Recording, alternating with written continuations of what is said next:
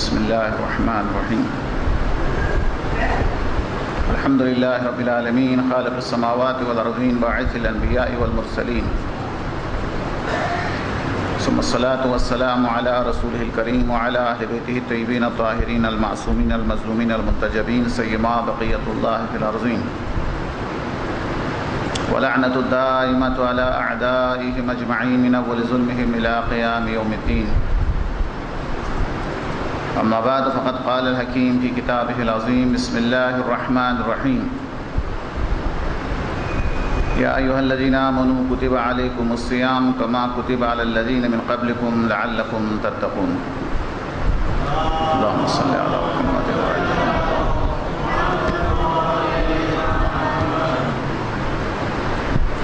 ویسے تو شب قدر کے حوالے سے کچھ بیان کرنے کے لیے کہا گیا ہے، لیکن چونکہ بہت ہی مہینہ بہت ہی زیادہ عظیم ہے اور رات بھی عظیم تر ہے، پچھلے سال جو آپ کے سامنے کچھ بیانات یہاں گزارش کرنے کا موقع ملا تھا، وہ پوری تقریر تو میں نہیں دہراؤں گا، لیکن ایک اشارہ ضرور کروں گا تاکہ تھوڑا سا میرے خیال میں ربط پیدا ہو جائے۔ احادیث کی روشنی میں اللہ تبارک و تعالی نے ماہ مبارک رمضان کا روزہ اس لیے واجب کیا ہے تاکہ دنیا کی بھوک اور پیاس کے ذریعے قیامت کی بھوک اور پیاس کا احساس دلایا جائے۔ یہاں تو سورج بہت دور ہے، قیامت میں سورج بالکل سر پہ ہوگا۔ دوسری حدیث میں ارشاد فرمایا کہ اللہ تبارک و تعالیٰ نے ماہ رمضان کا روزہ اس لیے واجب کیا ہے تاکہ معاشرے کے اندر موجود غریب اور مسکین کی بھوک اور پیاس کا احساس آپ کو بھی ہو جائے۔ اور ظاہر ہے کہ ہر سال کچھ نہ کچھ تجربے کے لحاظ سے بھی کچھ چیزیں معلوم ہو جاتی ہے۔ آج سے پہلے جب میں تقریر کرتا تھا اور بیان کرتا تھا کہ ماہ رمضان کا روزہ اس لیے واجب کیا گیا ہے تاکہ غریب اور مسکین اور یتیم کی بھوک اور پیاس کا احساس یاد دلایا جائے، یہ عام ایک جملہ تھا میرے لیے، جیسا کہ شاید آپ کے لیے بھی آج بھی یہ عام ایک جملہ ہے۔ لیکن چند ماہ سے کچھ یتیم کی سرپرستی کا موقع اللہ نے دیا اور کچھ یتیم بچیاں جو ہمارے پاس ہے، پتہ چلا ہم یہاں ممبر سے کھلانے کی بات کر رہے ہیں، معاشرے میں اتنی غربت ہے وہ بچیاں کھا بھی نہیں سکتی ہے چونکہ کھانے کی عادت نہیں ہے اصل کے لیے۔ وہ جب اس کو کھلانے جاتے ہیں تو کہتے ہیں کہ ہم یہ کھانے یہ گوشت وغیرہ ہم نہیں کھا سکتے ہیں چونکہ ہمیں عادت نہیں، ہمارا معدہ قبول نہیں کرتا ہے۔ معاشرہ کے اندر غربت کہاں سے کہاں ہے انسان اندازہ نہیں لگا سکتا۔ خلاصہ روزہ اس لیے واجب ہوا ہے تاکہ معاشرے کے اندر موجود غریب اور مسکین کی بھوک اور پیاس کا احساس پیدا ہو جائے۔ تیسرا، ارشاد فرمایا معصوم نے اللہ تبارک و تعالیٰ نے روزہ اس لیے واجب کیا ہے تاکہ سال بھر کفران نعمت میں سے نکل کر شکر نعمت کی طرف آ جائیں۔ 11 مہینے خدا کی نعمتوں کو ہم نے استعمال کیا، شکر تو دور کی بات، نعمتوں کی تعداد بھی ہمیں نہیں پتہ۔ باقی 11 مہینے کے اندر جب بھی دل چاہا ہاتھ آگے بڑھایا، پانی پیا، اور ہمیں پتہ بھی نہیں ہے کہ ہم نے دن میں کتنا گلاس پانی پیا۔ خدا کا شکر ادا کرنا تو دور کی بات، نعمتوں کی تعداد کا بھی ہمیں پتہ نہیں ہے کہ اللہ نے ماہ رمضان کا روزہ واجب کیا تاکہ پتہ چل جائے کہ سال بھر جس نعمت کو تو نے استعمال کر کے شکر ادا نہیں کیا، بھوک اور پیاس سے گزر جاؤ اور پتہ چل جائے گا یہ کتنی بڑی نعمت۔ سال بھر تک اللہ کے شکر ادا کیے بغیر پانی استعمال کرتا رہا، ماہ رمضان کا روزہ بتا دے گا کہ ایک گلاس کی قیمت کتنی زیادہ ہے۔ تو کفران نعمت سے نکل کے شکر نعمت کی طرف آنے کے لیے اللہ نے روزے کو واجب کیا۔ پچھلے سال کا درس ہے، میں تفصیل کی نہیں جا رہا ہوں۔ ایمان کے بغیر، صبر کے بغیر ایمان کبھی مکمل نہیں ہو سکتا۔ ماہ مبارک رمضان سراسر صبر کا نام ہے کہ انسان کو بھوک لگتی ہے لیکن صبر کرتا ہے، پیاس لگتی ہے صبر کرتا ہے، انسان صابر بنتا ہے ماہ رمضان کے مبارک کے اندر۔ اللہ نے روزے کو اس لیے واجب کیا تھا کہ انسان صبر سیکھے۔ اور بی بی کے خطبے سے وہ جملہ بھی بیان کروں. ارشاد فرمایا والصیام تثبیتا للاخلاص، اللہ نے روزہ اس لیے واجب کیا تاکہ کسی عمل کو خالص خدا کے لیے کرنے کا طریقہ سیکھے. اصلا جو خالص ترین اعمال جس کے اندر کوئی ریاکاری نہیں ہو سکتی ہے وہ روزہ ہے. نماز آپ پہلے اول وقت میں نماز پڑھتے، دوسرا کسی اور وقت میں نماز پڑھتے، ظاہر نماز میں فرق ہے. ایک جماعت کے ساتھ نماز، ایک فرادہ ہے نماز میں فرق ہے. کسی کی نماز طولانی ہے، کسی کی نماز مختصر ہے. ہر عبادت کے اندر دکھاوا اور ریاکاری کا احتمال ہے سوائے روزے کا. اس میں ریاکاری ہو ہی نہیں سکتی. کیوں؟ اول تو پورا شہر ایک مہینہ روزہ رکھتا ہے، میں بھی ایک مہینہ روزہ رکھتا ہوں، اس میں ریاکاری کی کیا بات ہے؟ آپ کا روزہ بھی صبح سے شروع ہوتا ہے، مغرب کو ختم ہوتا ہے، یعنی جتنے گھنٹے آپ کا روزہ اتنا گھنٹہ میرا ہی ہے، میرا روزہ کوئی طولانی نہیں ہے. اور سب سے بڑی بات یہ ہے، بیوی فرماتی ہے کہ اللہ نے روزے کو اس لیے واجب کیا تاکہ اخلاص سیکھے، چونکہ روزہ ایک نیت کا نام ہے جس کا علم یا آپ کو ہے یا آپ کے خالق کو ہے، اور کسی کو پتہ ہی نہیں اصلا. تو روزہ اخلاص سکھانے کے لیے اللہ تبارک و تعالیٰ نے ہم پر واجب کیا. وہاں قضا آتا ہوں اصلی موضوع کی طرح. اللہ تبارک و تعالیٰ نے روزہ کیوں واجب کیا؟ مختلف معصوم نے ہمارے ذہن کے مطابق مختلف فلسفے بیان کیے، اور قرآن نے ایک لفظ استعمال کیا، لعلکم تتقون، تاکہ تم پرہیزگار بن جاؤ. یہ قرآن کا ایک تقویٰ کا جو ایک لفظ ہے، تقویٰ یعنی ایک ایسی صفت، ایک ایسا خوف جو انسان کے دل کے اندر ہو، اس خوف کی وجہ سے انسان گناہوں سے اپنے آپ کو بچائیں. بالکل اسی طریقے سے جس طریقے سے ہماری جان کے لیے خطرہ ہو تو ایک محافظ رکھتے ہیں، گارڈ رکھتے ہیں، بالکل اسی طریقے سے ایمان کے لیے خطرات ہو تو خوف کا ہونا ضروری ہے. خوف محافظ ایمان ہے. خوف انسان کو ہلاکت سے بچاتا ہے. خوف اور ڈر انسان کو جہنم سے بچاتا ہے. خوف اور ڈر انسان کو خدا کے غضب سے بچاتا ہے. خوف بڑا محافظ ہے ہمارا. اگر اللہ تبارک و تعالیٰ سے اگر کوئی چیز طلب کرنا چاہے تو سب سے پہلے خوف کو طلب کرے کہ خدایا تیری عظمت کا ایک خوف مجھے عطا کرے. اور جب انسان کے دل کے اندر خوف پیدا ہوگا تو گناہوں سے خود بخود بچے گا. یہ خوف بہت بڑا موضوع ہے، میرا نہیں خیال ہے کہ میں نے یہاں پہ گفتگو کی ہو. علماء فرماتے ہیں خوف ہے طبعی ہے، انسان کی طبیعت میں ہے. جیسے بیماری کا خوف، زلزلہ آ جائے تو انسان ڈر جاتا ہے، سیلاب ہو تو انسان خوفزدہ ہو جاتا ہے. یہ خوف طبعی ہے. انسان کی جان کی حفاظت کے لیے اللہ نے یہ خوف رکھا ہے، اس کو ہونا چاہیے. لیکن آپ اور ہمارے اندر ایک ایسا خوف موجود ہے جس کو نہ خدا نے چاہا ہے، نہ اس کا کوئی عاجر ہے، نہ اس کی کوئی بنیاد ہے. آپ اور ہمیں خوف ہے جنات سے. ہم زیادہ ڈرتے ہیں کس سے؟ جنات سے. خدا سے اتنا نہیں ڈرتے جتنا جنات سے ڈرتے ہیں. بس جنات کے بارے میں اتنا ہی کہہ سکتا ہوں کہ جب انسان کا بچہ دنیا کے اندر آتا ہے تو ماں باپ کے علاوہ باقی انسان بھی اس کے لیے جن ہی ہوتا ہے، چونکہ وہ پہچانتا نہیں. بعد میں جب شعور آگے بڑھ جاتا ہے، شعور کی روشنی آگے بڑھ جاتی ہے تو احساس ہوتا ہے نہیں باقی جن نہیں ہے، یہ بھی انسان ہے ہماری طرف. اسی طریقے سے اگر انسان کا شعور آگے بڑھے تو انسان کو پتہ چلے گا کہ جن بھی انسان تو نہیں ہے، مخلوق ہے، وہ کوئی ذرہ دینے والی چیز نہیں ہے. خوف بخود ختم ہو جائے گا. تو جنات سے خوف زدہ ہو کر نہ انسان کو کوئی اجر مل سکتا ہے، نہ اس کا کوئی ثمرہ ہے، نہ اس کی کوئی بنیاد. جنات سے انسان اس لیے ڈرتا ہے چونکہ اس کو پتہ نہیں ہے. جب پتہ نہیں ہے تو جن سے نہیں ڈرتا، اپنی جہالت سے ڈرتا ہے. وہ ہر وہ چیز جس چیز کا پتہ نہ ہو انسان ڈرتا ہے. جنات کے بارے میں زیادہ معلومات نہیں اس لیے ڈرتا ہے، ورنہ ڈرنے والی بات نہیں. مردے سے ڈرنا کوئی فائدہ نہیں ہے. زندہ ہو جائے تو وہی ہمارا دوست ہے، اگر زندہ نہیں ہو تو یہ پتھر ہے. اس خوف کا کوئی فائدہ نہیں ہے. اولاد کے بارے میں خوف کرنا کہ بات ہے پتہ نہیں ان کی دنیا کیسی ہو، ان کا کھانا پینے کا کیا ہو. اس طرح خام جو خیالات جو ہمارے ذہن کے اندر آتا ہے. مولا نے فرمایا اپنی اولاد کے بارے میں اتنا زیادہ سوچو نہیں، اس لیے کہ تمہاری اولاد اگر خدا کی دوست ہے تو خدا خود زیادہ مہربان ہے، خود زیادہ خیر کرے. ماں باپ اولاد کے لیے اتنا مہربان کہاں ہے جتنا اس کا خدا اور خالق ان کے لیے مہربان. ماں باپ کے اندر جو دل میں جو محبت ہے وہ خدا نے عطا کی ہے، خدا نے ہمیں دی ہے. خدا نے اپنی محبت سے زیادہ محبت تو ہمیں نہیں دی ہوگی یقیناً. تو اگر خدا کی دشمن ہے تو خدا کی دشمن کے بارے میں سوچنے کا فائدہ کیا ہے. وہاں قضا بے شمار ایسے خوف ہے جو ہمارے دل کے اندر جس کا نہ کوئی اجر ہے، نہ کوئی فائدہ ہے، نہ کوئی بنیاد ہے، نہ کوئی عقلی دلیل ہے۔ یہ تمام خوف کا کوئی فائدہ نہیں ہے، حتیٰ موت کا خوف بھی۔ اب میں آتا ہوں اصل موضوع کی طرف، چونکہ بہت مختصر ہمارا وقت ہوتا ہے۔ اور پھر کون سا خوف ہے جو خدا ہمارے دل کے اندر چاہتا ہے کہ یہ خوف ہو، یہ ہے اصل موضوع ہے ہمارا۔ عزیزان محترم، الحمدللہ ماہ رمضان کے اندر ریاضت کی وجہ سے آپ کا دل نرم ہو چکا ہے، یقیناً اثر ہوگا۔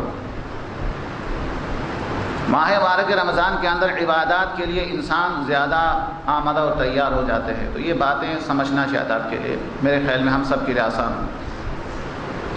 اللہ تبارک و تعالیٰ جو خوف چاہتا ہے، پہلا خوف یہ ہے، اس کا اجر بھی ہے، وہ خوف یہ ہے کہ انسان ہر وقت خوف زدہ رہے، ہر وقت ڈرتے رہے، اے خدا تو نے نعمتیں تو دی ہے، کہیں ایسا نہ ہو میرے گناہ کی وجہ سے یہ نعمتیں چھین نہ لے۔ نعمت کے بعد کہیں زوال نعمت نہ ہو، کہیں ایسا نہ ہو کہ اللہ تبارک و تعالیٰ نے صحت دی ہے، کہیں ایسا نہ ہو یہ صحت چھین نہ لے۔ اللہ تبارک و تعالیٰ نے عزت دی ہے، کہیں ایسا نہ ہو کسی گناہ کی وجہ سے وہ عزت چھین نہ لے۔ اللہ تبارک و تعالیٰ نے آنکھ کے اندر روشنی تو دی ہے، کہیں ایسا نہ ہو کہ ایسے گناہ کے اوپر خدا مجھے گرفت کر لے اور آنکھوں کی روشنی واپس نہ لے، حیات کو واپس نہ لے لے، دولت کو واپس نہ لے۔ یہ خوف ہمیشہ انسان کے دل میں ہونا چاہیے، یہ خوف انسان کے لیے مفید ہے، یہ خوف خدا چاہتا ہے کہ ہمارے دل کے اندر موجود ہے۔ چھوٹا سا قصہ سنا دو، شاید آپ کے لیے بھی آسان ہو یاد رکھنا، میرے لیے بیان کرنا آسان ہو، شاید آپ نے سن بھی لیا ہو۔ ایک شخص تھا، کہتا ہے کہ اپنے مال مواشی کے ساتھ جنگل میں جاتا ہے۔ اس زمانے میں مال مواشی جانور گاڑی کے مانند جائیداد سب کچھ وہی مال مواشی ہوا کرتے تھے۔ مال مواشی جانور کو دیکھا، بے شمار جانور ہے، دل کے اندر تھوڑا سا غرور پیدا ہوا۔ اپنے 5-6 سال کے بیٹے سے کہا، بیٹا تمہارے باپ کو اب کون غریب کر سکتا ہے، کون فقیر کر سکتا ہے؟ اگر خدا بھی مجھے فقیر بنانا چاہے تو خدا کو بھی 3 سال لگے گا۔ ایک جملہ کہا بچے سے۔ واہ ہو انسان، شیطان سے تو پناہ مانگتا ہے، غرور سے پناہ نہیں مانگتا ہے۔ حالانکہ شیطان سے خطرناک تو غرور و تکبر ہے، کہ جو غرور و تکبر وہ ہے جس نے شیطان کو شیطان بنایا۔ یہ جملہ کہا کہ اگر خدا بھی مجھے فقیر بنانا چاہے تو خدا کو بھی 3 سال لگے گا مجھے فقیر بنانے میں۔ یہ جملہ کہا ہی تھا، 5 سال کے بچے نے کہا، بابا وہ کیا نظر آ رہا ہے؟ کہا یہ تو بادل ہے۔ نزدیک آئے تو پتہ چلا بادل نہیں ہے، آندھی ہے، طوفان ہے۔ بچے کو لیا، پتھر کے نیچے چھپ گیا۔ وہ آندھی آئی اور گزر گئی، دیکھا تو جس پر اسے غرور تھا اس میں سے ایک جانور بھی زندہ نہیں تھا، سب ختم ہو چکا۔ پہلے وہ سمجھ رہا تھا کہ خدا کو بھی 3 سال لگے گا، خدا کو 3 منٹ بھی نہیں لگا۔ سارے مال مواشی ختم ہو گئے، تباہ ہو گئے سب۔ بیٹے سے کہا تم یہاں بیٹھ جاؤ، میں اس سواری کو ڈھونڈنے جاتا ہوں جس کے اوپر ہم سوار ہو گئے تھے، ہم خالی ہاتھ چلے جائیں گے اپنے شہر کی طرف۔ جا کے دیکھا تو وہ سواری بھی مر چکی تھی، اب کوئی سواری ایسی نہیں تھی جو شہر پہنچا سکے۔ اب اس نے خیال کیا اب کیا کرے، بیٹے کو خود ہی اٹھا لیتا ہوں اور شہر کی طرف چلا جاتا ہوں۔ جب بیٹے کی طرف آ رہا تو دیکھا ایک شیر بیٹے کو بھی اٹھا کے جنگل کی طرف لے کے جا رہا تھا۔ جب خدا گرفت کر لیتا ہے، جب خدا کسی کو سزا دیتا ہے تو اللہ تبارک و تعالیٰ کے لیے آسمان سے لشکر بنانے کی ضرورت، بھیجنے کی ضرورت نہیں ہے۔ وہی زمین جو ہمیں مختلف نعمتیں دے رہی تھی، وہی زمین ہمیں نگل لیتی اصل۔ وہی زمین جس کی وجہ سے یہ بہت بڑا آدمی شمار ہوتا تھا، زراعت کی وجہ سے، زمیندار ہونے کی وجہ سے، وہ زمین نہ انسان کو کچھ نہیں دیتی بلکہ اس کے بیج کو بھی کھا لیتی اصل۔ وہی تجارت جو اس کے گھر اور ہر افراد کے سب کو کفالت کے لیے وہی تجارت کافی تھی، نہ فقط فائدہ نہیں دیتی بلکہ گھر سمیت ہر چیز کو لے کے ڈوب جاتی۔ خدا سے پناہ میں رہنا چاہیے، تجارت پر بھروسہ نہ ہو بلکہ تجارت کی توفیق دینے والا خدا، زمین کے خالق کے اوپر انسان کو بھروسہ ہونا چاہیے۔ زمین ہمارے لیے ماں کے مانند ہے، ہر قسم کی نعمتیں دیتی ہے، لیکن جب اس کا حکم ہوگا تو یہی زمین ہماری دشمن ہے، یہی ہمیں زندہ نگل لے گی اصلا۔ چلے پھر بھی یہ تو کم اتفاق ہوتا ہے کہ زمین سے زیادہ ہم محتاج ہیں پانی کے۔ دن میں ہم کئی بار پانی پیتے ہیں، وہی پانی جو ہمیں حیات دے رہا ہے وہی پانی ہمیں غرق کر دے گا انسان۔ جس کے ذریعے خدا ہمیں حیات دے رہا تھا، جب اس کا حکم ہوتا ہے تو وہی پانی ہمیں تباہ کر دیتا، غرق کر دیتا۔ جس پانی سے، جس نہر سے یا جس جھیل سے، جس نہر سے جو شہر آباد ہے، جب اس کا حکم ہوتا ہے تو اسی نہر کے ذریعے اسی شہر کو تباہ کرتا ہے جس کے ذریعے آباد ہو رہا تھا۔ جو پانی ہمیں حیات دے رہا تھا، جب اس کا حکم ملتا ہے تو وہی پانی ہمارے درمیان موت بانٹتا ہے۔ چلے پانی بھی کبھی کبھی پیتے ہیں، ہوا تو ہر وقت ضروری ہے، ہوا کے بغیر تو ہم 1 منٹ بھی زندہ نہیں رہ سکتے ہیں۔ جب اس کا حکم ہوتا ہے تو ہر سانس حیات دینے والی ہوا یہی ہمارے لیے ہماری موت کا سبب بن جاتی ہے۔ اس کی اسپیڈ کو تھوڑا بڑھا دے یا اسپیڈ کو کم کر دے، ہوا زیادہ ہو یا ہوا کم ہو، انسان کی موت واقع ہو جاتی ہے۔ لہٰذا سب سے پہلا خوف جو انسان کے دل کے اندر ہونا چاہیے، اور خدا چاہتا ہے کہ یہ خوف ہمارے دل کے اندر رہے، وہ یہ ہے کہ اللہ نے مجھے اولاد تو دی ہے، کہیں یہ اولاد کی نعمت مجھ سے چھین نہ لے۔ اللہ نے مجھے دولت تو دی ہے، کہیں یہ مجھ سے سلب نہ کاٹ لے۔ اللہ تبارک و تعالیٰ نے مجھے صحت دی ہے، کہیں یہ صحت بیماری میں تبدیل نہ ہو جائے۔ اور یہ خوف اللہ چاہتا ہے ہمارے اندر ہو۔ اس خوف کا فائدہ بھی ہے، اس خوف سے انسان گناہوں سے بچتا ہے، اس خوف سے انسان خدا کے قریب ہوتا ہے، اس خوف کی وجہ سے انسان اللہ تبارک و تعالیٰ کے نزدیک ہو جاتا ہے۔ یہ خوف انسان کے اندر ہونا چاہیے۔ مختصر دوسرا خوف جو انسان کے اندر ضرور ہونا چاہیے، اور ضرور ہونا چاہیے، وہ یہ ہے کہ میں نمازیں تو پڑھ رہا ہوں، کہیں یہ نمازیں قبول ہے یا نہیں ہے۔ یہ خوف ضرور ہونا چاہیے۔ آپ نے نمازیں پڑھی ہے تو اس دلیل میں ہے کہ وہاں قبول بھی ہو گئی ہے۔ یہ قصہ بھی غالباً سنا جاتا ہے، لیکن موقع ہے سنا دیتا ہوں چونکہ میرا موضوع کو مختصر کرے گا قصہ۔ بنی اسرائیل کے زمانے میں ایک عابد تھا، ملاقات کے لیے آسمان کے فرشتے آیا کرتے تھے۔ اتنی عبادت، اب ہماری عبادت کی تو کیا حیثیت ہے؟ آسمان کے فرشتے ان کی عبادت کے عاشق ان سے ملنے کے لیے آیا کرتے تھے۔ ایک دن جبرائیل نے بھی کہا خدایا میں بھی جانا چاہتا ہوں اس کی زیارت کے لیے۔ کہا دیکھو تو صحیح اس کا نام کہاں ہے؟ پتہ چلا اس کا نام اہل جہنم میں سے ہے۔ اتنی عبادت کے باوجود عبادتیں وہاں پہنچ نہیں رہی ہے، یہ اہل جہنم ہے اصلا۔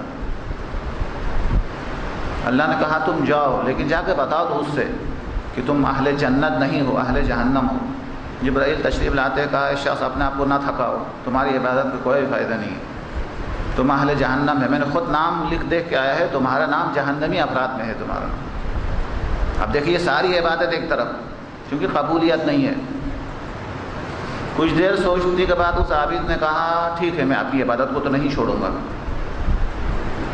کیونکہ میرا کام ہے عبادت کرنا، قبول یہ میرا کام نہیں ہے، خدا کا کام ہے، اور جنت اور جہنم میں ڈالنا بھی یہ میرا معاملہ نہیں ہے، میرے خالق کا معاملہ ہے، میں خدا کے معاملات کے اندر دخل اندازی نہیں کرتا۔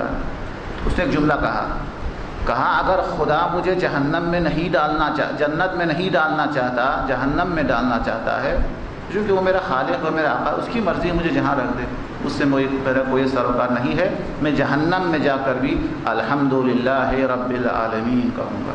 یہ جملہ انہوں نے الحمدللہ رب العالمین کہا، یہ عبادت ان کی تمام عبادت کے اوپر باری ہوا۔ کہا خدا نے کہا اب یہ جہنمی نہیں رہا، ایک جملے کی وجہ سے جنتی بن گئے۔ ایک جملہ اگر قبول ہو وہ ساری عبادات کے اوپر حاوی ہے۔ عزیزو اپنی عبادات کی وجہ سے غرور نہیں ہونا چاہیے، تکبر نہیں ہونا چاہیے۔ نمازی ہونے پر، عبادت گزار ہونے پر، متقی ہونے پر اپنے آپ کو اگر بڑا سمجھا تو یہ دلیل ہے بڑا نہ ہونے کی، یہ دلیل ہے کہ عبادت اوپر نہیں جا رہی ہے، خود اوپر جا رہا ہے۔ عبادت اگر اوپر جا رہی ہے تو خود اس سے نیچے اپنے آپ کو پس سمجھے گا۔ آپ اور ہماری عبادت کی کیا حیثیت ہے؟ چوتھے امام کا جملہ ہے کہ خدایا کہ جس کے لیے حاطب غیبی نے کہا انت زین العابدین، آسمان سے آوازیں آئیں انت سید الساجدین، جس کا سجدہ عام سجدہ نہیں ہے آپ اور ہماری طرح، ان کا سجدہ وہ ہے جو توق اور زنجیر کے ساتھ سجدے کی، ان کے سجدے بہت قیمتی ہیں۔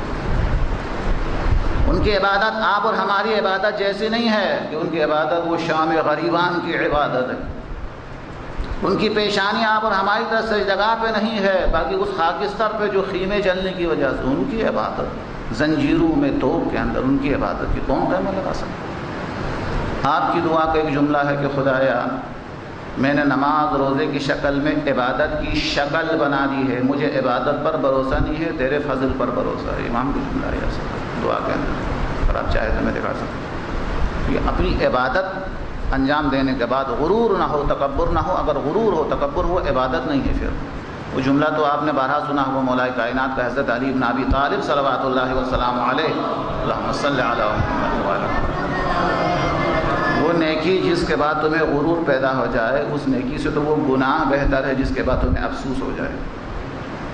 گناہ کے بعد اگر افسوس اور ندامت ہے، خدا کے ساتھ قریب ہو جائیں گے. لیکن اگر نیکی کے ساتھ تکبر و غرور ہے تو نہ خدا سے نزدیک ہو جائیں گے بلکہ خدا سے اور بھی دور ہو جائیں گے. دوسرا خوف عزیزان محترم جو خدا چاہتا ہے ہمارے دل کے اندر ہو، اس خوف کا فائدہ ہے، وہ خوف مطلوب یہ ہے کہ انسان عبادت انجام دینے کے بعد ہمیشہ اس کے دل کے اندر یہ خوف ہو، پتہ نہیں مولا کو یہ عبادت قبول ہے یا نہیں ہے، پتہ نہیں میرے مولا کو عبادت پسند آئے یا نہ آئے. یہ خوف ہمارے دل کے اندر ہونا چاہیے. تیسرا خوف عزیزان محترم جو اس سے بھی زیادہ اہم ہے وہ یہ ہے کہ زندگی تو میں نے احتیاط سے گزاری، اسلامی طریقے سے زندگی گزاری. یہ خوف دل کے اندر رہنا چاہیے کہیں ایسا نہ ہو کہ مرتے وقت شیطان یہ ساری عبادت کو مجھ سے چھین نہ لے. صرف حیات اسلامی ہونا کافی نہیں ہے، موت بھی اسلامی ہونا ضروری ہے. آقا جو مدینے سے نکلے، مکہ سے نکلے کربلا، یہ کیا بتانے کے لیے ہے؟ یہ بتانے کے لیے ہے کہ حیات کی اہمیت کے ساتھ ساتھ موت کی بھی بڑی اہمیت ہے. اچھی حیات کے لیے ایک شہر سے دوسرے شہر جاتے ہو، دوسرے سے تیسرے شہر جاتے ہو. اچھی شہادت کے لیے بھی ایک شہر سے دوسری شہر جانا چاہیے. آقا کا درس یہ ہے کہ ایک اچھی شہادت تو مدینے میں بھی مل جاتی اور شہادت بھی مل جاتی، ماں کا پہلو بھی مل جاتا، لیکن نہیں، اچھی شہادت کے لیے کربلا جانا. مکہ کے اندر اگر شہادت تو شہادت یقینی ہے اور سارے حاجی بھی آپ کے زواروں کے ساتھ شامل ہو جاتے. کہا نہیں، یہ زواروں کی تعداد میں اضافہ نہیں کرنا ہے. اچھی شہادت، ایسی شہادت جو قیامت تک کے لوگوں کو فائدہ دے. اچھی شہادت کے لیے آقا نکلے ہیں، شہادت کی تلاش میں نہیں، اچھی شہادت کی تلاش میں. اور عجیب بات یہ ہے جس طرح سے ایک اچھی زندگی مل جائے تو اپنے دوست کو خط لکھتے ہیں، اے میرا دوست یہاں آ جائے. امام حبیب کو خط کہا ہے اچھی شہادت مل رہی، جلدی سے یہاں آ جاؤ. ہم حیات کو بہت اہمیت دیتے ہیں، موت کو کم اہمیت دیتے ہیں. قرآن کہتا ہے فلا تموتن الا وانتم مسلمون. تمہاری حیات بھی اسلامی ہو، تمہاری موت بھی اسلامی ہونی چاہیے. حیات کی بہت اہمیت ہے لیکن حیات سے زیادہ موت کی بہت اہمیت ہے کہ موت کے وقت وہ کہاں کھڑا تھا، مرتے وقت کہاں کھڑا تھا. جناب حر کی پوری حیات کی بہت اہمیت ہے لیکن اس حیات سے زیادہ اس موت کی اہمیت ہے کہ جس وقت وہ دنیا سے جا رہا ہے. تو دوسرا خوف جو انسان کے دل کے اندر ہونا چاہیے، کہیں ایسا نہ ہو کہ نمازیں تو میں نے پڑھی ہے، کہیں یہ ہاتھ سے نکل نہ جائے. نیکیاں میں نے انجام تو دی ہے، یہ نیکیاں راستے کے اندر مرنے سے پہلے میرے ہاتھ سے نکل نہ جائے. عقیدہ مجھ سے چھین نہ لے. چھوٹا سا قصہ اور سنا دوں. بنی اسرائیل کے زمانے میں ایک عابد موجود تھا، ایک عابد تھا مستجاب الدعوہ، جو دعا کرے دعائیں قبول ہوتی ہے. بادشاہ کی بیٹی بیمار ہو گئی، اس نے لے جا کے اس جہاں پہ عبادت کرتے تھے وہاں جا کے رکھ دیا. انہوں نے رات کو رکھ کے آیا، شیطان مسلط ہوا. ساری عبادت ایک طرف، شہزادی کے ساتھ اس نے پہلا گناہ بدکاری کی، بدفعلی کی، پہلا گناہ، ایمان چلا گیا، ساری عبادت ختم. شیطان جب مسلط ہو جاتا ہے، چوتھے ایمان نے بڑا جملہ، جس کے اوپر عقل کی حاکمیت نہ ہو اس کو گمراہ کرنے کے لیے زبان کافی ہے، چھوٹی زبان کافی ہے، وہی اسی کو تباہ کر دے گی. اس کے لیے وہی پیٹ کافی ہے، اس کو تباہ کر دے گی. اس کے لیے وہی شرمگاہ کافی ہے، اس کو ذلیل کر دے گی. جس پر عقل کی حاکمیت نہ ہو، ایمان کی طاقت اس کے پاس موجود نہ ہو، وہ انسان بہت کمزور ہے. کہ شرمگاہ کافی ہے، اس کو تباہ اور برباد کر دے گی.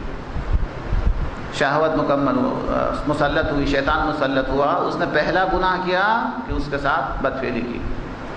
شیطان انسان کی شکل میں آ کے کہتا ہے تمہیں پتہ ہے بادشاہ کو پتہ چلے گا تو کیا ہوگا؟ کہا پتہ تو ہے. کہا کیا کروں؟ کہا اس کو قتل کرو جلدی سے. کہا پہلا ایک گناہ کیا تھا، اس کے بعد قتل بھی کیا. اس نے دفنا دیا، اس کے بعد جا نماز بٹھا کے نمازیں پڑھنے لگا. اب جب بادشاہ کو پتہ چلا، اس کو تخت کے اوپر جو ہے چڑھایا. جب اس کے گلے کے اندر پھندا ڈالا جا رہا تھا، شیطان نے کہا تجھے پتہ ہے یہ سب کچھ میں نے کہا، یہ تو سب کچھ پتہ ہے. کہا میں بچا بھی سکتا ہوں تو بچاؤ. کہا ایک کام کرو کہ میرے لیے ایک سجدہ کرو. میرے گلے میں پھندا ہے، میں کیسے سے؟ کہا اشارے سے سجدہ کرو. کہا ساری عبادت ایک طرف، چند گھنٹے کے اندر آخر میں جاتے وقت خدا کی عبادت کرنے والا شیطان کو اشاروں سے سجدہ کر کے دنیا سے چلا جاتا.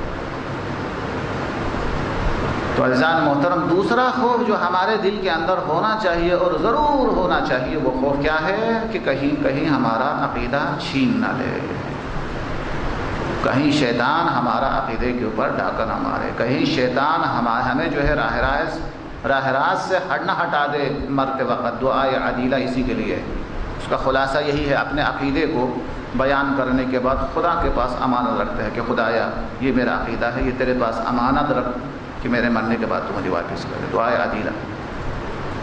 تو خلاصہ کلام آج کے درس کے اندر تیسرا ہمارا مطلب یہ ہوا، جو خوف خدا چاہتا ہے ہمارے دل کے اندر موجود، وہ یہ ہے کہ کہیں زندگی تو اچھی رہی ہے لیکن کہیں موت خراب نہ ہو جائے، مرتے وقت عاقبت خراب نہ ہو جائیں. اور پھر اس کے بعد آج کے موضوع کا چوتھا اور آخری، اس کے بعد شب قدر کے حوالے سے اور آپ کی زحمت تمام، وہ یہ ہے کہ مرنے کے بعد کا خوف، قبر کا خوف. چوتھے امام کا ایک جملہ ہے، خدایا اگر موت کے بعد کچھ نہ ہوتا تب بھی ڈرنے کے لیے کافی تھا، اچھی جائے کہ موت کے بعد کے مناظر اس سے بھی زیادہ عظیم. تنہا سفر ہے، تاریکی ہے، وحشت ہے،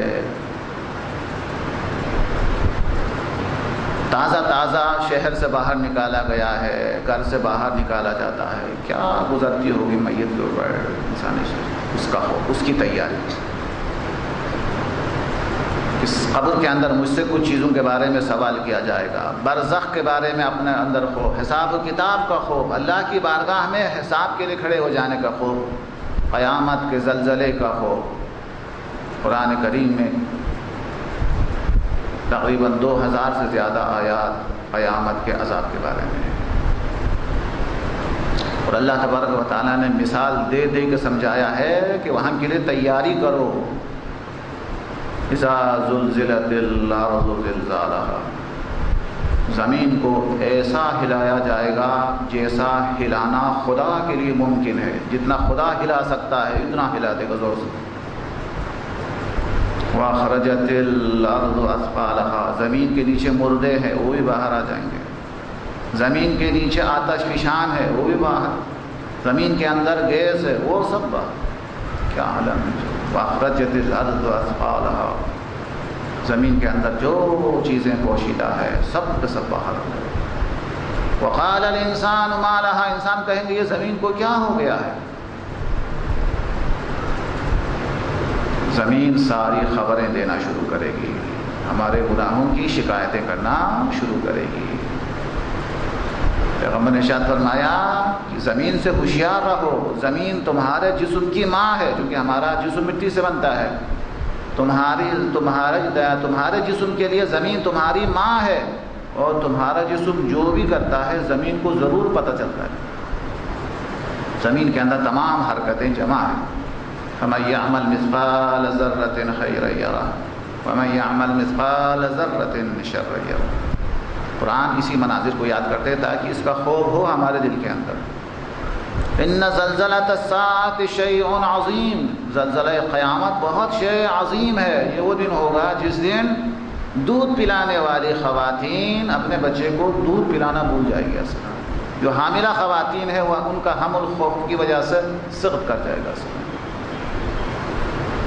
یہ بڑے بڑے پہاڑ ایک روئی کے مانند ہوا کے اندر پرواز کرتا ہوا نظر آ جائے گا.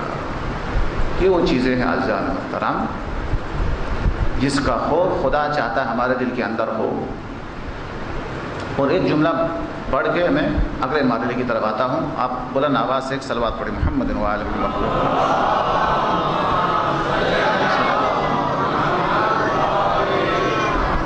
وہ یہ ہے کہ خدا عادل ہے، خدا سے بڑا عادل کوئی نہیں ہے. جو دنیا میں خوف زدہ رہا، اور خوف سے مطلوب البتہ یہ جو خوف جو میں نے بیان کیا یا اور بھی خوف جو خدا کی عظمت کا خوف ہے، خدا کی کبریائی کا خوف اور بھی ہے جو خدا چاہتا ہے ہمارے دل میں ہو. کیونکہ معصومین علیہ السلام کے دل کے اندر جو خوف ہے وہ اس قسم کا خوف نہیں ہے، وہ عظمت الہی کا خوف، خدا کی عظمت کا خوف ہے، وہ الگ خوف ہے.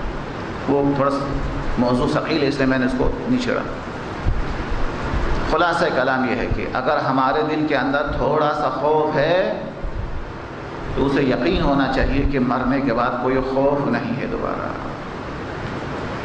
لیکن اگر دنیا میں کوئی خوف نہیں ہے تو مرنے کے بعد تو خوف کا سامنے کرنا ہی پڑے گا۔ جو آدمی دنیا کے اندر خوف زدہ نہیں رہا اس کا خوف وہاں جمع ہے، اور جو دنیا کے اندر خوف زدہ رہا اس کی سزا پوری ہو گئی۔ اس کے لیے قرآن نے کہا فلا خوف علیہم ولا هم یحزنون، کہ نہ کوئی خوف ہے نہ کوئی۔ یہ عظیم مہینہ اسی حالت کو حاصل کرنے کے لیے ہے کہ خوف یہاں ہے، مرنے کے بعد کوئی خوف نہیں۔ پچھلے سال بھی غالباً یہ حدیث کو سنا دیا تھا، ابھی اور سنا دیتا ہوں۔ کہا خدا کی بارگاہ میں محشور ہونا کیسا ہے جناب اباذر؟ جناب اباذر غفاری نے کہا کہ خدا کی بارگاہ میں محشور ہونا ایسا ہی ہے جیسے بادشاہ ہے۔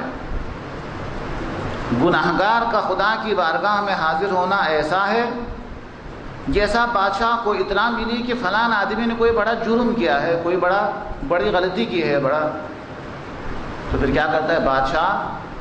یہاں سے لوگ لشکر، سخت قسم کے لشکر کو بھیجتا ہے تاکہ اس کو گرفتار کر کے لایا جائے۔ کہا گناہگار کے لیے موت اور قیامت ایسا ہی ہے جیسا کہ بادشاہ حقیقی کو پتہ چلا ہے یہ بڑے گناہ اور سرکش ہو گئے ہیں، ملک الموت کو ایک ایسے لہجے کے ساتھ، ایسے چہرے کے ساتھ، ایک ایسی صورت کے ساتھ بھیجتا ہے کہ پکڑو اس گناہگار کو اور پیش کرو میرے سامنے۔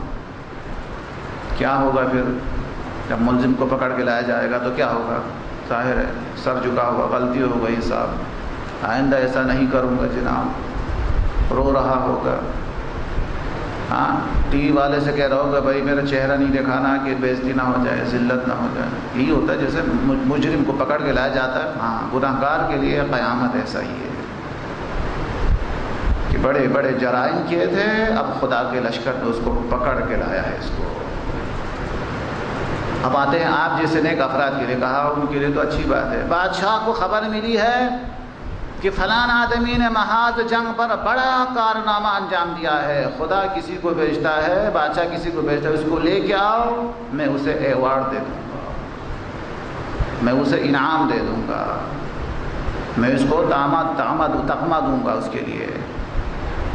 اللہ کی بارگاہ میں اہل ایمان کا جانا ایسا ہی ہے۔ خدا کسی فرشتے کو، ملک الموت کو ایک مہربان قاصد کے طور پر بھیجتا ہے کہ جاؤ اس کو خوشخبری دو، اب پلٹ کے میرے پاس آ جاؤ، میں تمہیں انعام دینا چاہتا ہوں، میں تمہیں جنت دینا چاہتا ہوں، میں تمہیں انعام دینا چاہتا ہوں۔ تو خدا کی بارگاہ میں اہل ایمان کا حاضر ہونا ایسا ہی ہے جیسا کوئی شخص اپنے انعام کو لینے کے لیے جا رہا ہو، اپنا ایوارڈ لینے کے لیے خدا کی بارگاہ میں جا رہا ہو۔ تو عزیزان محترم، کتنا کریم ہے وہ خدا، ویسے تو اتنا غنی ہے، اتنا غنی ہے، اتنا غنی ہے، اتنا بے نیاز ہے، وہ خود کو فائدہ نہیں پہنچا سکتا، اتنا غنی۔ اتنا غنی ہونے کے باوجود ہم جیسے فقیروں کو خدا اپنا مہمان بناتا ہے۔ قد دعیتم فیہ الی ضیافت اللہ، اللہ نے اس مہینے کے اندر اللہ نے تمہیں اپنا مہمان بنایا ہے۔ کتنا کریم ہے وہ خدا۔ ایک دعا کا بھی جملہ ہے، خدایا میں اس طرح گناہ کرتا ہوں جیسا تو دیکھ ہی نہ رہا ہو، اور تو اس طرح نعمتیں دیتا ہے جیسے کہ میں نے کوئی گناہ ہی نہیں کیا ہوا صدا۔ اور خدایا تو نعمتوں کو میرے سامنے اس طریقے سے پیش کرتا ہے جیسا کہ غنی ہونے کے باوجود اس طرح پیش کرتا ہے جیسا کہ ہمارے بغیر تیرا کوئی گزارا نہ ہو، جیسا مجبور کے ساتھ۔ خدا اتنا کریم ہے کہ بندے کے سامنے نعمتوں کو اس طریقے سے پیش کرتا ہے جیسا کہ ہمارا محتاج ہو۔ اور اللہ تبارک و تعالیٰ نے قد دعیتم فیہ الی ضیافت اللہ، اللہ نے اس مہینے کے اندر اللہ نے تجھے اپنا مہمان بنایا ہے۔ خدایا مہمان کی دعوت دینے والا کون ہے؟ کہا جبرائیل ہے، میرا حبیب ہے جو عرش سے تمہیں دعوت دینے آئیں گے۔ اللہ کے حبیب دنیا میں کیوں تشریف لائے ہیں؟ تاکہ آپ کو خدا کا مہمان بنا دے۔ اللہ کے حبیب دو زمین کے اوپر کیوں تشریف لائے ہیں؟ تاکہ نماز کے ذریعے امت کو معراج دلا دے۔ صاحب معراج سے اس لیے آئے ہیں تاکہ امت کو معراج دلا دے۔ اللہ کا مہمان خصوصی زمین پر اس لیے تشریف لائے ہیں تاکہ امت کو خدا کی مہمان بنا دے۔ ماہ رمضان خدا کی مہمانی کا نام ہے۔ دعوت دینے والا وہ غنی مطلق، مہمان ہم جیسے فقیر اور مسکین اور گناہگار اور عاصی۔ دعوت پہنچانے کے لیے جبرائیل جیسے سردار ملائکہ اور اللہ کے حبیب جیسے سردار انبیاء، اور جس میں اللہ نے دعوت دی ہے، جس کو ہم کاٹ کہتے ہیں، اللہ تبارک و تعالیٰ قرآن جیسی عظیم کتاب کو دعوت نامے کے طور پر اللہ تبارک و تعالیٰ نے بھیجا۔ اے خدا، یہ جو مہمانی ہے جس کے لیے قرآن جیسا کارڈ بھیجا ہے، جبرائیل کو بھیجا ہے، رسول خاتم الانبیاء کو بھیجا ہے، یہ دعوت، کہا یہ دعوت ایک ٹائم کی دعوت نہیں ہے، پورا مہینے کی دعوت ہے۔ ایسی دعوت جو کہ کریم کی دعوت ہے، وہ ایک ٹائم کے لیے نہیں ہوتی ہے، اس کی کہا پورا مہینہ دعوت ہے، چاہے دن میں آؤ، چاہے رات میں آؤ، چاہے سحری کے ٹائم پہ آئے، افطاری کے ٹائم پہ آئے، ظہر کے ٹائم پہ آ جائے، جب بھی آ جائے، کسی کو بہانہ نہ رہے کہ خدایا تو نے تو ایک دعوت دی تھی، میں کسی وجہ سے پہنچ نہ سکا۔ پورا مہینہ یہ دسترخوان اللہ تبارک و تعالیٰ نے۔ خدایا تیری اس دعوت کے اندر، اس دسترخوان پہ تو نے کیا چیزیں رکھی ہے؟ کہا قد اقبل الیکم شہر اللہ بالبرکۃ والرحمۃ والمغفرہ۔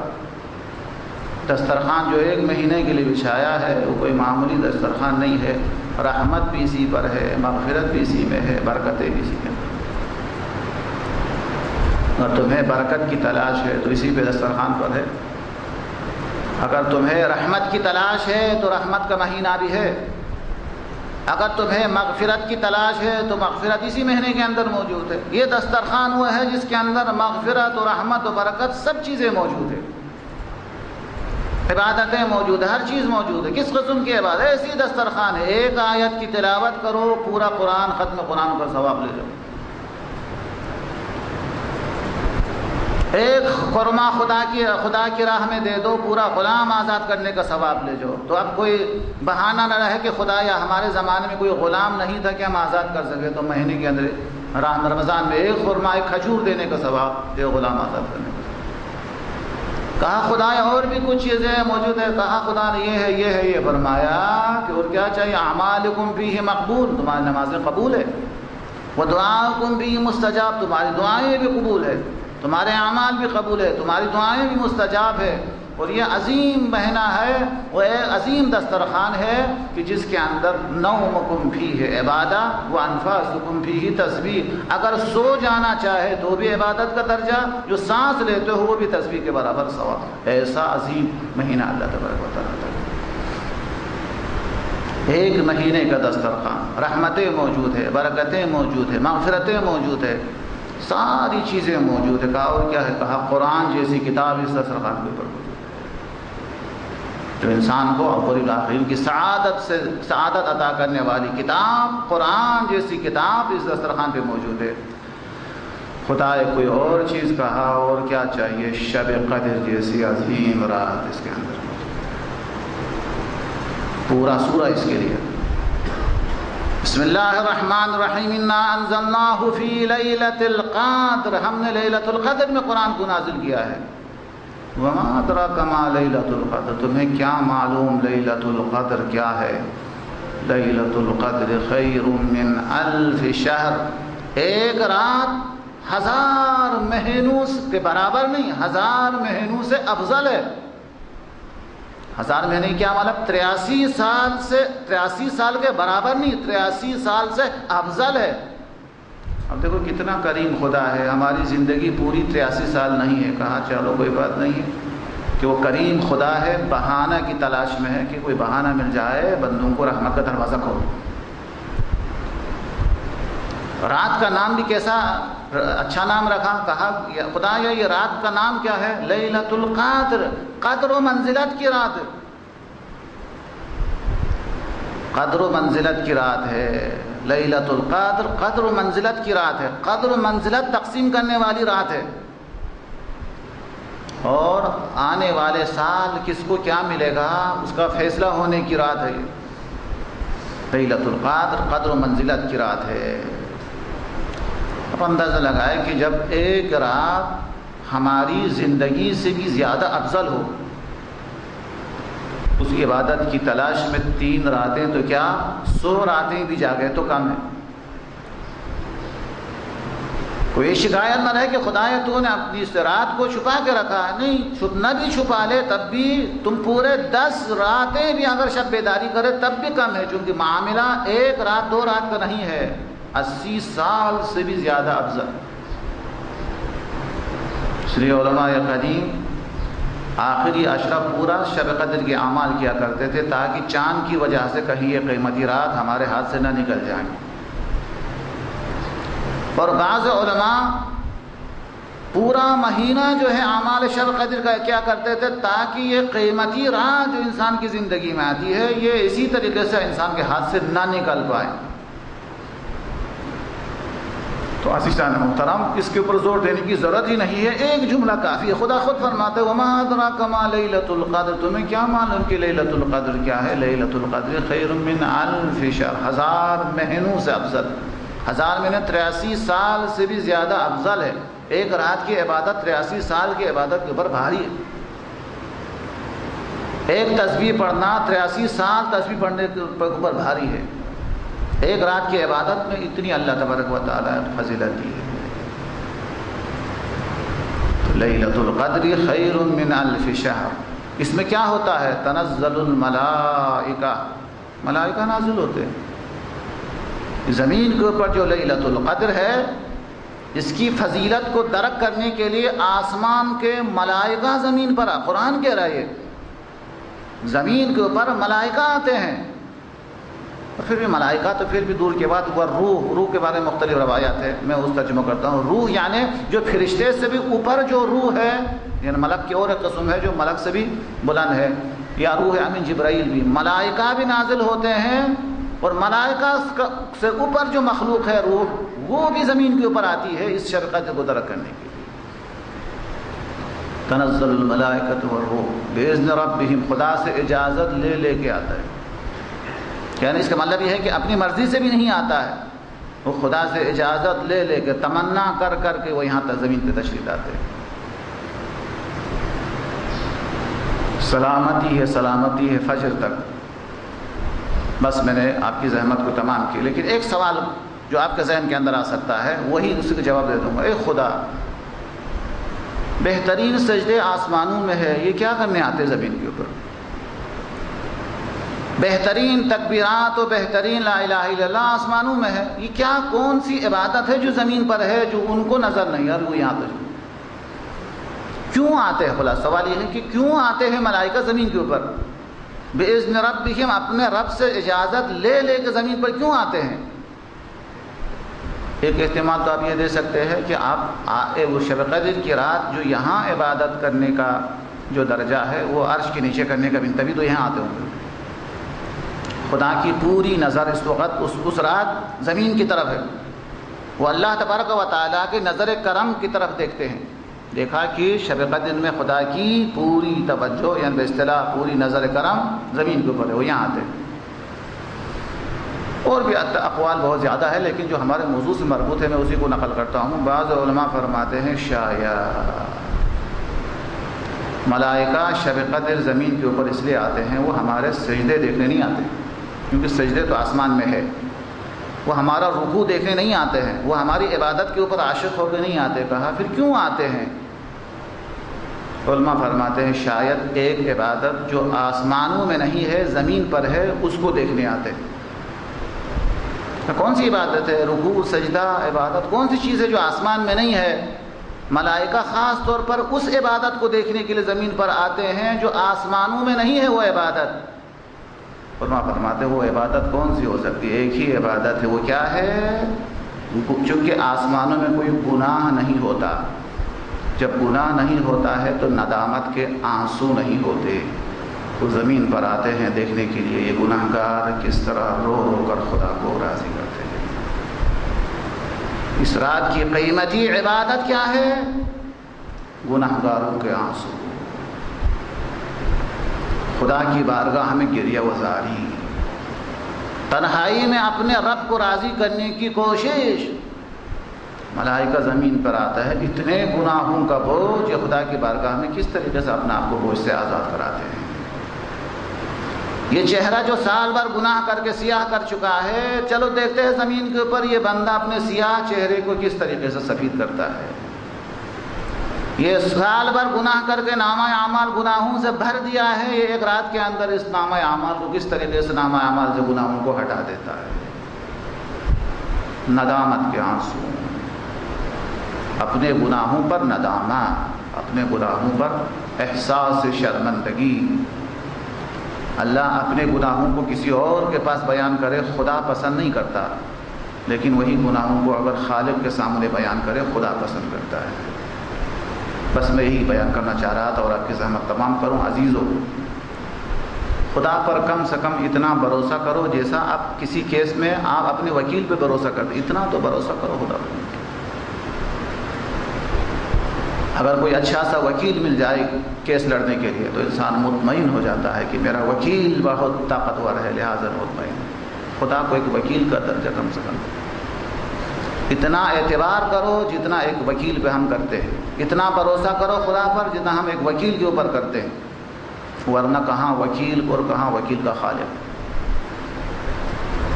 اگر آپ کو خدا کرے ایسا ہو کہ جتنا وکیل پر ہے اس سے زیادہ اگر خدا پر وکیل آپ کو اعتماد ہے، تو پھر اس طرح خدا پر بھروسہ کرو جیسا آپ کا 6-7 سال کا بیٹا آپ پر بھروسہ کرتا ہے.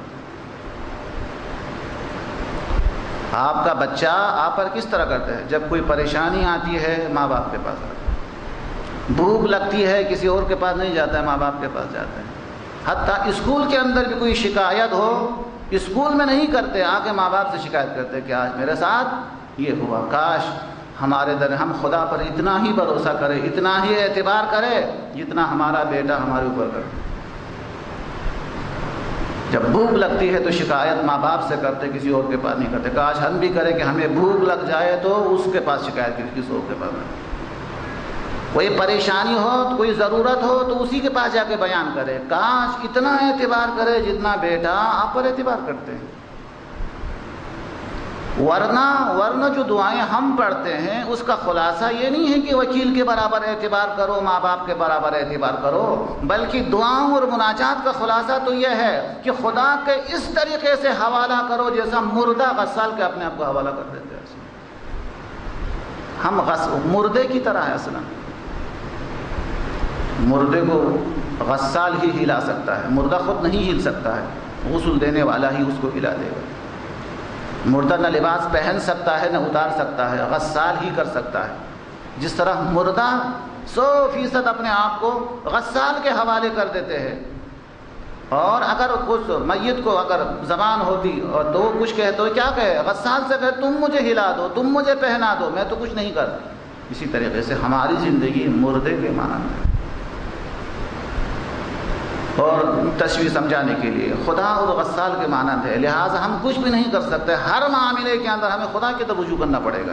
آپ اور ہماری غلطی یہیں سے شروع ہوتی ہے کہ ہم مردہ ہے، خود سے ہلنا چاہتے ہیں تو ہل نہیں پاتے.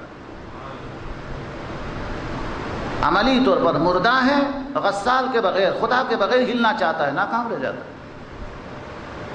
ہم خود اپنے اندر کچھ کرنا اٹھ کے بیٹھنا چاہتے ہیں، لیکن جب تک وہ نہیں اٹھائیں گے ہم نہیں اٹھ سکتے. ہم مردے کے مانند ہیں. اگر ہو سکے تو ایسا خدا کے حوالے کرو جس طریقے سے مردہ اپنے آپ کو غسال کے حوالے کر دے. اٹھنا چاہے تو اس سے کہو اے خدا میں اٹھنا چاہتا ہوں مجھے اٹھا دے. لیٹنا چاہے تو اس سے کہو اے خدا میں لیٹنا چاہتا ہوں مجھے لٹا دے. جو چاہے اس سے کہو، چونکہ اس کے بغیر ہم کچھ کر ہی نہیں سکتے. تو شب قدر کی عظیم عظیم راتیں ہیں.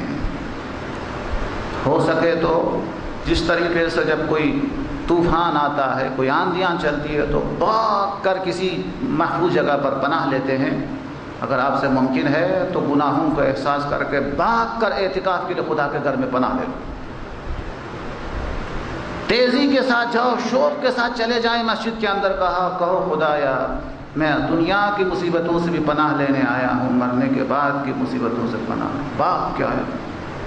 رسمی طور پر نہیں ہے، احساسی طور پر، ایسا جیسا واقعاً بھاگ کے آیا ہو. واقعاً احساس کے ساتھ آیا ہو. چونکہ روزے کے بارے میں امام جعفر صادق صلوات اللہ وسلم علیہ نے ارشاد فرمایا صلی اللہ علیہ وسلم، تو روزے کا پہلو یہ ہے کہ جب انسان بیمار ہوتا ہے، جب درد ہوتا ہے تو کھانا پینا چھوڑ دیتا ہے. امام نے فرمایا روزہ بھی اسی طریقے سے ہے کہ جب انسان کو اپنے گناہوں کی بیماری کا احساس ہوتا ہے تو اس کو صحیح کرنے کے لیے کھانا پینے کو چھوڑ دیتا ہے. ہمارا سے گناہوں سے اپنے آپ کو پاکیزہ کرنے سے ڈاکٹر کہتا ہے کہ آپ کو چند دن یہ چیزیں ان چیزوں کو ترک کرنا پڑے گا. آپ کی شفایابی کے لیے ضروری ہے کہ آپ یہ چیزیں چند دن ترک کر دیں تاکہ آپ کی بیماری ٹھیک ہو جائے. خدا نے بھی کہا تم نے بڑے گناہ کیے ہیں، اب تم گناہوں سے شفایابی چاہتے ہو تو 1 مہینہ روزہ رکھو تاکہ دل صاف ہو جائے، زمین صاف ہو جائے، پاکیزہ ہو جائے. اللہ تبارک و تعالیٰ سے ہماری دعا ہے خدا تیری مدد کے بغیر نہ ہم کچھ کر سکتے ہیں، نہ ہم کچھ کہہ سکتے ہیں، نہ کچھ سمجھ سکتے ہیں. خدا تجھے واسطہ ہے اس مولا کا جس کی شہادت اس مہینے کے اندر واقع ہوئی، اور تجھے واسطہ ہے اس امام کا جس کی ولادت اس مہینے کے اندر واقع ہوئی. تجھے واسطہ ہے اس عظیم کتاب کا جس کا نزول اس مہینے کے اندر ہوا. خدایا خاص طور پر تجھے واسطہ ہے علی مرتضیٰ کے ان یتیم بچوں کا جو شہادت کے وقت جن کے آنسو جاری تھے. اے خدایا ان کی یتیمی کا واسطہ ہم سب تیرے گنہگار بندے، ہمارے سارے گناہوں کو معاف فرما دے، ہماری تمام خطاؤں سے درگزر فرما دے. خدایا حاضرین میں سے جو بھی حاجت مند ان کی تمام حاجات شرعیہ کو روا فرما دے. خدایا جو بیمار ہے سب کو صحت عطا فرما دے. تمام اہل ایمان کی جان مال ناموس عزت اولاد اور ایمان سب کی حفاظت فرما. دشمنان اسلام کو تباہ و برباد و ذلیل و خوار فرما. خدایا ہم سب کو جنت المعلیٰ جنت البقیع کو آباد دیکھنے کی ہم سب کو مہلت عطا فرما. بیت المقدس کو آزاد فرما. تیری رضا کے مطابق اعمال انجام دینے کی ہم سب کو توفیق مرحمت فرما. خدایا جو نوجوان اس دروس کی خدمتیں انجام دیتے ان کی توفیقات میں اضافہ فرما، ان کو اپنی طرف سے اجر عظیم عطا فرما. اور خدایا ہم سب کو یوسف زہرا کا دیدار پرنور عطا فرما اور ہم سب کو ان کے مخلص انصار میں شامل فرما.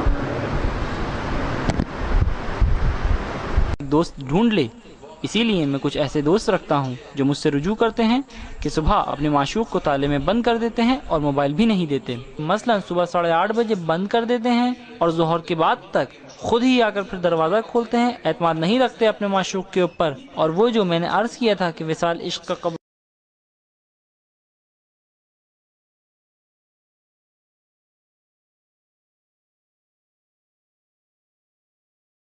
تاکہ تھوڑا سا میرے خیال میں رب پیدا ہو جائے. احادیث کی روشنی میں اللہ تبارک و تعالیٰ نے ماہ مبارک رمضان کا روزہ اس لیے واجب کیا ہے تاکہ دنیا کی بھوک اور پیاس کے ذریعے قیامت کی بھوک اور پیاس کا احساس دلایا جائے. یہاں تو سورج بہت دور ہے، قیامت میں سورج بالکل سر پہ ہوگا. دوسری حدیث میں ارشاد فرمایا کہ اللہ تبارک و تعالیٰ نے ماہ رمضان کا روزہ اس لیے واجب کیا ہے تاکہ معاشرے کے اندر موجود غریب اور مسکین کی بھوک اور پیاس کا احساس آپ کو بھی ہو جائے. اور ظاہر ہے کہ ہر سال کچھ نہ کچھ تجربے کے لحاظ سے بھی کچھ چیزیں معلوم ہو جاتی ہے. آج سے پہلے جب میں تقریر کرتا تھا اور بیان کرتا تھا کہ ماہ رمضان کا روزہ اس لیے واجب کیا گیا ہے تاکہ غریب اور مسکین اور یتیم کی بھوک اور پیاس کا احساس یاد دلایا جائے. یہ عام ایک جملہ تھا میرے لیے، جیسا کہ شاید آپ کے لیے بھی آج بھی یہ عام ایک جملہ ہے. لیکن چند ماہ سے کچھ یتیم کی سرپرستی کا موقع اللہ نے دیا اور کچھ یتیم بچیاں جو ہمارے پاس ہے، پتہ چلا ہم یہاں ممبر سے کھلانے کی بات کر رہے ہیں. معاشرے میں اتنی غربت ہے وہ بچیاں کھا بھی نہیں سکتی ہے چونکہ کھانے کی عادت نہیں ہے اصل کے لیے. وہ جب اس کو کھلانے جاتے ہیں تو کہتے ہیں کہ ہم یہ کھانے یہ گوشت وغیرہ ہم نہیں. یہ قرآن کا ایک تقویٰ کا جو ایک لفظ ہے، تقویٰ یعنی ایک ایسی صفت، ایک ایسا خوف جو انسان کے دل کے اندر ہو. اس خوف کی وجہ سے انسان گناہوں سے اپنے آپ کو بچائیں. بالکل اسی طریقے سے جس طریقے سے ہماری جان کے لیے خطرہ ہو تو ایک محافظ رکھتے ہیں، گارڈ رکھتے ہیں، بالکل اسی طریقے سے ایمان کے لیے خطرات ہو تو خوف کا ہونا ضروری ہے۔ خوف محافظ ایمان ہے۔ خوف انسان کو ہلاکت سے بچاتا ہے۔ خوف اور ڈر انسان کو جہنم سے بچاتا ہے۔ خوف اور ڈر انسان کو خدا کے غضب سے بچاتا ہے۔ خوف بڑا محافظ ہے ہمارا۔ اگر اللہ تبارک و تعالیٰ سے اگر کوئی چیز طلب کرنا چاہے تو سب سے پہلے خوف کو طلب کرے کہ خدایا تیری عظمت کا ایک خوف مجھے عطا کرے۔ اور جب انسان کے دل کے اندر خوف پیدا ہوگا تو گناہوں سے خود بخود بچے گا۔ یہ خوف بہت بڑا موضوع ہے، میرا نہیں خیال ہے کہ میں نے یہاں پہ گفتگو کی ہو۔ علماء فرماتے ہیں خوف ہے طبعی ہے، انسان کی طبیعت میں ہے۔ جیسے بیماری کا خوف، زلزلہ آ جائے تو انسان ڈر جاتا ہے، سیلاب ہو تو انسان خوفزدہ ہو جاتا ہے۔ یہ خوف طبعی ہے، انسان کی جان کی حفاظت کے لیے اللہ نے یہ خوف رکھا ہے، اس کو ہونا چاہیے۔ لیکن آپ اور ہمارے اندر ایک ایسا خوف موجود ہے جس کو نہ خدا نے چاہا ہے، نہ اس کا کوئی عاجر ہے، نہ اس کی کوئی بنیاد ہے۔ آپ اور ہمیں خوف ہے جنات سے۔ ہم زیادہ ڈرتے ہیں کس سے؟ جنات سے۔ خدا سے اتنا نہیں ڈرتے جتنا جنات سے نہیں کھا سکتے ہیں، کیونکہ ہمیں عادت نہیں، ہمارا معدہ قبول نہیں کرتا ہے۔ معاشرہ کے اندر غربت کہاں سے کہاں ہے انسان اندازہ نہیں لگا سکتا۔ خلاصہ روزہ اس لیے واجب ہوا ہے تاکہ معاشرے کے اندر موجود غریب اور مسکین کی بھوک اور پیاس کا احساس پیدا ہو جائے۔ تیسرا، ارشاد فرمایا معصوم نے، اللہ تبارک و تعالیٰ نے روزہ اس لیے واجب کیا ہے تاکہ سال بھر کفران نعمت میں سے نکل کر شکر نعمت کی طرف آ جائیں۔ 11 مہینے خدا کی نعمتوں کو ہم نے استعمال کیا، شکر تو دور کی بات، نعمتوں کی تعداد بھی ہمیں نہیں پتہ۔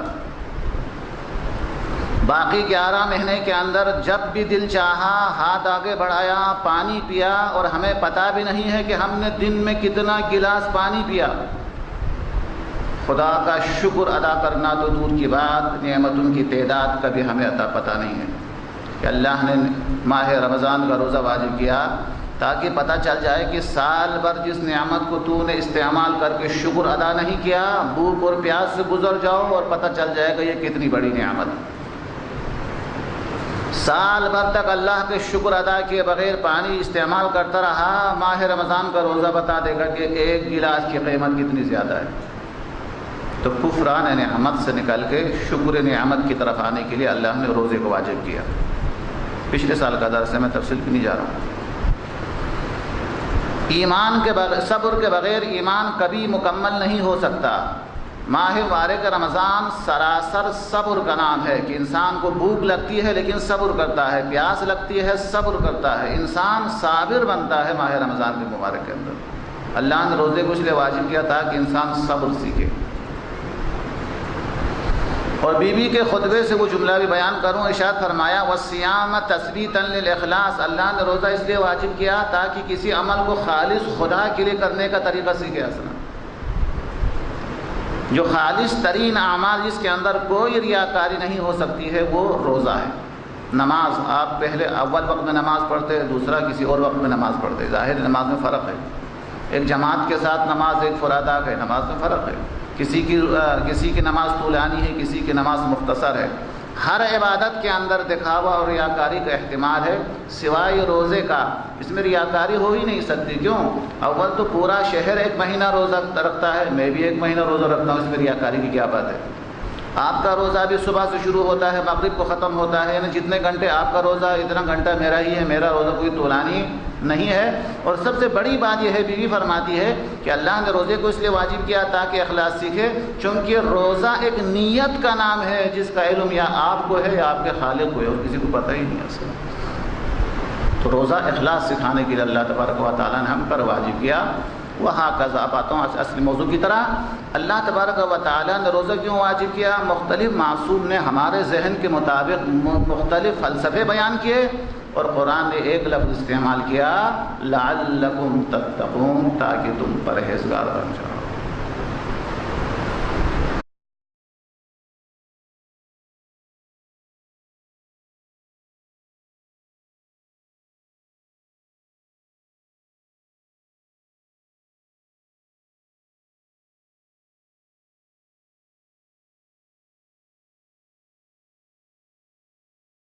بسم الله الرحمن الرحيم. الحمد لله رب العالمين خالق السماوات والأرضين باعث الأنبياء والمرسلين، ثم الصلاة والسلام على رسوله الكريم وعلى أهل بيته الطيبين الطاهرين المعصومين المظلومين المنتجبين سيما بقية الله في الأرضين، ولعنة الدائمة على أعدائهم أجمعين من أول ظلمهم إلى قيام يوم الدين. أما بعد فقد قال الحكيم في كتابه العظيم. بسم الله الرحمن الرحيم. يا أيها الذين آمنوا كتب عليكم الصيام كما كتب على الذين من قبلكم لعلكم تتقون. اللهم صل على محمد وعلى آله.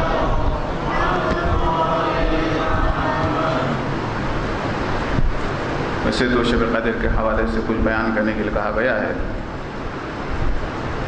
لیکن چونکہ بہت ہی مہینہ بہت ہی زیادہ عظیم ہے اور رات بھی عظیم تر ہے، پچھلے سال جو آپ کے سامنے کچھ بیانات یہاں گزارش کرنے کا موقع ملا تھا، وہ پوری تقریر تو میں نہیں دہراؤں گا، لیکن ایک اشارہ ضرور کروں گا.